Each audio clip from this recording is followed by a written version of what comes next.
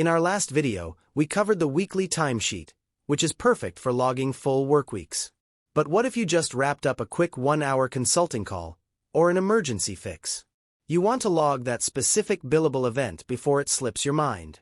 For that, you use a single time activity. It's precise, and it queues the charge up perfectly for your client's next invoice. Let's walk through it. Read up to your Master Create button in the top left corner. Look under the Team column, right above the Weekly Timesheet option, and click on Single Time Activity. When the screen loads, you'll notice it's actually titled Single Day Entry. Let's tackle the left side of the screen first. Use the Name dropdown to select the employee or contractor who actually did the work. Right below that, assign this time to a specific customer so QuickBooks knows who is paying for it. Next, pick the service provided, like installations. Finally, if you plan to invoice the client for these hours, make sure you check the billable box. Now move over to the right side for the actual time tracking. You have a toggle at the top to set start and end time.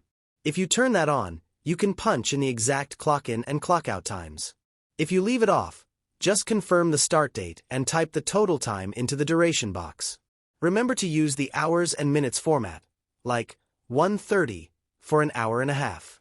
Below that, drop a detailed description into the notes box.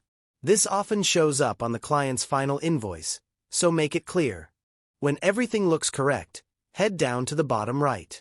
You can hit Save if you're done, or use the Save and New dropdown if you have a stack of time entries to log. Just like a delayed charge, this time is now safely stored behind the scenes. The next time you create an invoice for this customer, QuickBooks will ask if you want to add this billable time directly to their bill. If this quick guide helped you capture your billable hours, drop a like, subscribe, and consider hitting that join button to support the channel. Thanks for watching, and I'll catch you in the next one.